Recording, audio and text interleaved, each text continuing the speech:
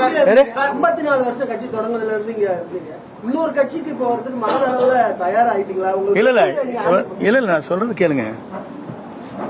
ஒரு இயக்கத்திலே நான் பணியாற்றுவது முழுமையாக அந்த இயக்கத்தில் இருக்கும் வரை அடிக்கடி நல்லா ஜம்ப் பண்ணல பண்ணிருக்கேன்னா தின ஒரு கட்சிக்கு போயிருக்கேன்னா நான் கோரேன். இன்னைக்கு வந்ததுக்கு காரணமே ஒரு புதியமான ஒரு மாற்றத்தை உருவாக்குவதற்கு ஒரு பயணத்தை மேற்கொண்டிருக்கிறார்கள். மக்கள் வரவேற்பு மாபெரும் வரவேற்பு. நீங்க பாக்குறீங்க உங்க டிவி காரல என்ன சொல்றாங்க சேனல்ல எங்களுக்கு என்ன வந்திருக்கு சொல்றாங்க. 1 கோடி பேர் பாக்குறாங்க எங்க சேனலை.